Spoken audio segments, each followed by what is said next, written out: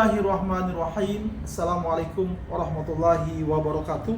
Darso Arif Bakuama di sini di Toiba TV di hari Jumat tanggal 3 Januari 2025. Kita kali ini masih membicarakan tentang Hotel City-nya Jam'an Nur Khotib Mansur atau Yusuf Mansur. Namanya Hotel City diambil dari nama istrinya, Siti Maimunah. Hotel ini dioperasionalkan oleh PT Inex Arsindo. Di situ Yusuf Mansur dan istrinya duduk sebagai direktur dan komisaris. Juga ada Jody Broto Suseno. Pada video terdahulu ada satu komentator yang meminta kepada saya agar menginvestigasi kenapa Horizon atau Hotel Horizon itu tidak lagi bekerja sama dengan Hotel City. Saudara-saudara, setelah Hotel City ini beroperasi tahun 2015, Yusuf Mansur langsung menggandeng Hotel Horizon untuk bekerja sama dalam pengelolaan hotel ini. Sayang, Horizon hanya bertahan 2 tahun di situ. Tahun 2017 Horizon langsung angkat kaki dari Hotel City. Bersamaan dengan angkat kakinya Horizon, semua lambang-lambang Horizon di Hotel City itu dilepaskan. Di tembok-tembok atau di kaca-kaca hotel yang ada lambang dan tulisan Horizonnya itu dicopotin, dikletekin gambar-gambar Horizon. Saya pada tanggal 4 Februari 2019 maksud saya, 4 Februari 2019 itu mendatangi manajemen Horizon, yakni PT Metropolitan Golden Management atau MGM yang beralamat di Jalan Rumah Sakit Fatmawati di Jakarta Selatan. Hari itu saya bertemu dengan Pak Bayu sebagai Vice President Business Development MGM, Pak Bayu Nugroho, juga ada rekannya. Saya mengkonfirmasi dan bertanya kenapa Horizon tidak lama atau hanya sebentar saja bekerja sama dengan Yusuf Mansur di Hotel City-nya. Pak Bayu ketika itu secara diplomatis memberikan jawaban bahwa dia masih berkomunikasi dengan pihak hotel, hanya komunikasinya terbatas. Ketika saya menunjukkan foto-foto Hotel City di tahun 2019 itu kepada Pak Bayu, beliau mengatakan bahwa memang keadaan Hotel City ketika itu bukan standar Horizon, apalagi sekarang lebih jauh lagi dari standar Hotel Horizon. Pak Bayu sayang tidak memberikan saya penjelasan lebih jauh kenapa manajemen Horizon itu bercerai dengan Hotel City. Seperti tadi, jawaban Pak Bayu sangat terbatas. Nanti saudara-saudara, saya akan lampirkan tulisan saya terkait dengan pertemuan saya dengan manajemen Hotel Horizon di deskripsi video ini yang saya tulis pada bulan Februari 2019. Nanti sama-sama boleh kita baca di sana.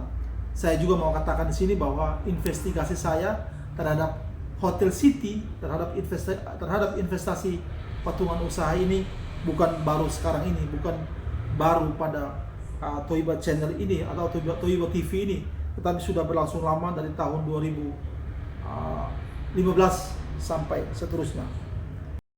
Saudara-saudara, kalau pada video terdahulu saya menayangkan pertemuan saya dengan 2 investor patungan usaha Hotel City, maka saya masih berkeyakinan bahwa di luar sana masih ada ribuan investor patungan usaha yang mana Yusuf Mansur belum mengembalikan uang investasi mereka.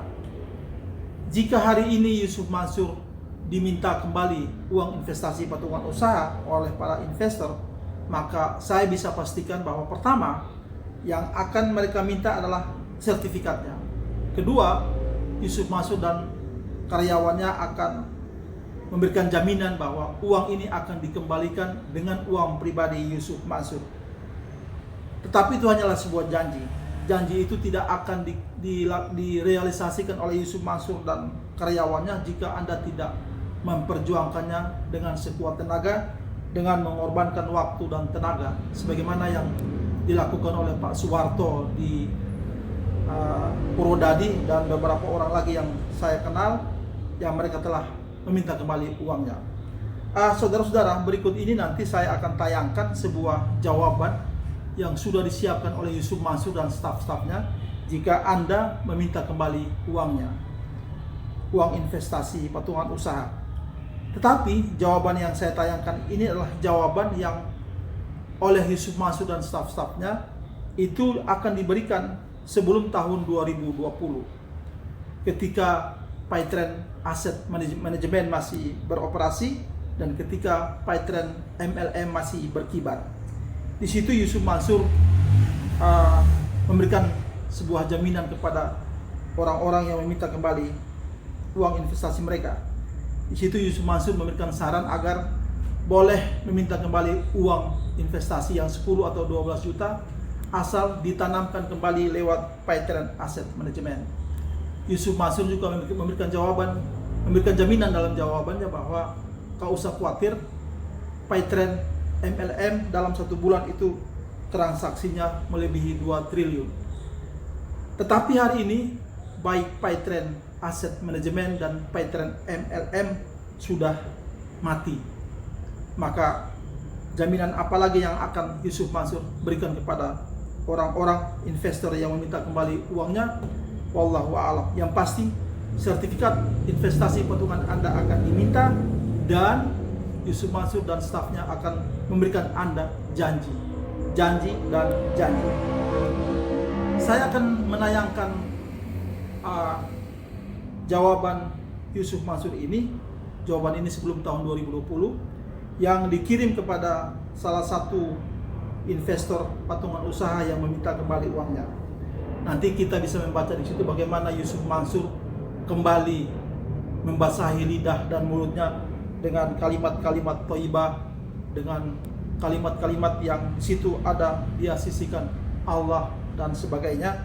Di situ juga dia masih menjual negeri ini sudah tergadaikan kepada pihak asing dan dia akan memberikan sebuah jaminan bahwa dengan Paytrend dan investasi dia itu mampu membeli kembali Indonesia. Hari ini semua apa yang diberikan atau jawaban itu diberikan oleh Yusuf Mansur terbukti hari ini bohong belaka. Saudara-saudara, saya kali ini juga akan melampirkan sebuah video, sebuah nasihat untuk kita semua, khususnya umat Islam, bahwa jangan sekali-kali kita terpedaya, kita terpukau dan mengikuti begitu saja datang seseorang yang membawa predikat ustadz, membawa kalimat-kalimat thayyibah, kemudian mengajak kita berinvestasi dan berbisnis tanpa kita meneliti sejauh mana regulasinya dan sejauh mana kejujuran dari orang yang mengajak tersebut. Apakah dia sesuai dengan peraturan-peraturan yang ada, apakah sesuai dengan syariat Islam atau tidak. Saudara-saudara, cukuplah Yusuf Mansur yang datang kepada kita membawa predikat ustadz, membawa bahasa-bahasa agama untuk menarik kita dalam berbisnis. Cukuplah seperti apa yang disampaikan oleh Yusuf Mansur dalam jawaban dia ini, bahwa Hotel City itu adalah menara. Ya, menara seorang yang berpredikat ustadz tetapi memperdaya masyarakat khususnya umat Islam dengan investasinya yang menjanjikan keuntungan material, yang menjanjikan keuntungan spiritual, yang menjual agama dan lain sebagainya. Video ini adalah sebuah nasihat bagi kita semua dan sudah pasti saya berkeyakinan bahwa isi video ini tak lain dan tak bukan ditujukan kepada Yusuf Mansur, orang yang datang kepada kita memakai jubah agama, menjual investasi, menjual keuntungan material dan keuntungan spiritual. Video ini semoga menjadi pembelajaran bagi kita semua, khususnya umat Islam. Video ini saya ambil dari sebuah channel YouTube yang dipublish belum lama ini. Semoga apa-apa yang saya share di video kali ini bermanfaat bagi kita semua. Dan sekali lagi, Hotel City itu adalah sebuah menara kebohongan investasi yang dibawa oleh seseorang yang berpredikat ustadz dengan bahasa agama. Semoga video saya ini bermanfaat. Billahi taufiq wal hidayah. Wassalamualaikum warahmatullahi wabarakatuh.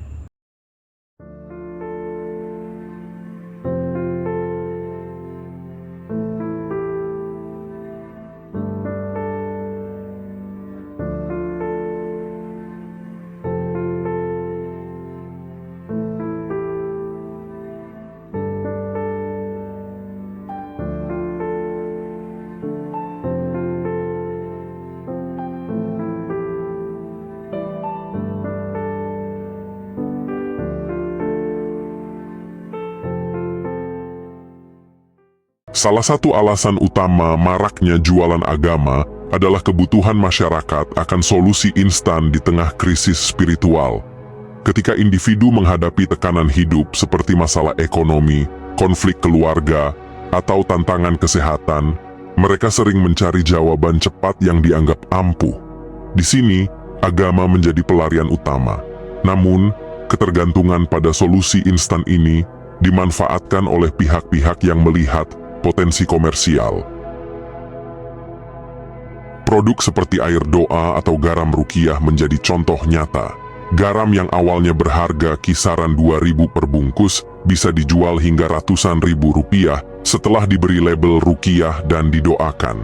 Fenomena ini tidak lepas dari rendahnya literasi agama sebagian masyarakat. Banyak yang tidak memahami esensi ajaran agama dan cenderung percaya pada klaim yang tidak didukung bukti. Ketergantungan ini tidak hanya memunculkan praktik eksploitasi, tetapi juga menciptakan pola pikir irasional yang sulit dihilangkan. Kapitalisme agama menggambarkan bagaimana nilai-nilai religius dipelintir menjadi peluang bisnis yang menguntungkan.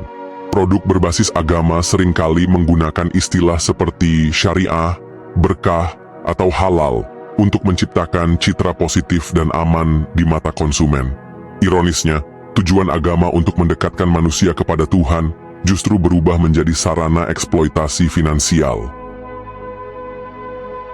Contoh besar adalah investasi Kampung Kurma yang pernah menjadi sorotan. Program ini mengklaim menawarkan keuntungan besar dengan menjual kafling tanah untuk menanam pohon kurma. Namun, janji keuntungan puluhan juta per tahun yang mereka tawarkan ternyata palsu. Dengan total kerugian mencapai 333 miliar rupiah, kasus ini menunjukkan bagaimana agama dijadikan alat legitimasi untuk menipu masyarakat. Praktik jualan agama memiliki dampak yang luas, baik secara sosial maupun ekonomi. Secara sosial, masyarakat menjadi lebih rentan terhadap penipuan. Ketergantungan pada solusi berbasis agama membuat banyak orang mengabaikan cara-cara rasional dalam menyelesaikan masalah. Secara ekonomi, fenomena ini menciptakan pengeluaran besar-besaran dari masyarakat kelas bawah untuk produk-produk yang sebenarnya tidak memiliki nilai intrinsik tinggi. Lebih dari itu, kapitalisme agama menciptakan ketimpangan ekonomi yang signifikan. Sementara segelintir pihak meraup keuntungan besar, sebagian masyarakat justru terjebak dalam kemiskinan karena terus mengeluarkan uang untuk produk-produk yang tidak relevan dengan kebutuhan mereka. Hal ini menunjukkan bahwa kapitalisme agama tidak hanya merugikan individu, tetapi juga memperburuk kondisi ekonomi nasional. Secara psikologis, masyarakat Indonesia memiliki kecenderungan untuk percaya pada hal-hal berbasis agama karena rasa takut dan harapan yang mendalam.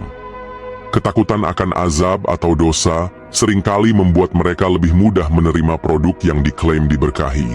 Di sisi lain, harapan akan kehidupan yang lebih baik juga menjadi alasan kuat mengapa mereka terjebak dalam fenomena ini. Produk seperti minyak suci atau investasi berbasis syariah menggunakan narasi meningkatkan keberkahan hidup untuk menarik konsumen.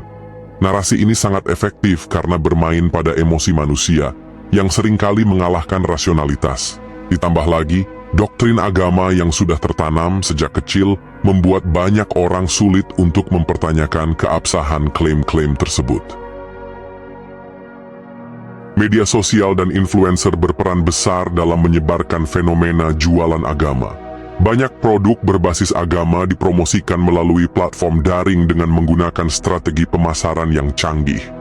Influencer yang memiliki pengikut besar seringkali dimanfaatkan untuk memberikan testimoni, baik secara langsung maupun tidak langsung. Fenomena jualan agama tidak hanya merugikan secara sosial dan ekonomi, tetapi juga berdampak buruk pada agama itu sendiri. Praktik ini dapat merusak citra agama di mata generasi muda yang semakin kritis. Banyak dari mereka yang mulai mempertanyakan otoritas agama karena melihat banyaknya kasus penipuan yang melibatkan nama agama. Lebih dari itu, praktik ini juga berpotensi menciptakan perpecahan dalam komunitas agama. Ketika agama digunakan untuk kepentingan pribadi atau kelompok tertentu, nilai-nilai spiritual yang seharusnya menjadi dasar agama menjadi terpinggirkan. Dalam jangka panjang, hal ini dapat melemahkan kepercayaan masyarakat terhadap agama itu sendiri. Di balik maraknya praktik ini, ada agenda tersembunyi yang seringkali luput dari perhatian. Banyak pelaku kapitalisme agama menggunakan hasil penjualan mereka untuk mendanai agenda politik atau memperluas pengaruh dalam komunitas tertentu. Hal ini menunjukkan bahwa fenomena ini tidak hanya tentang mencari keuntungan finansial, tetapi juga tentang membangun kekuasaan.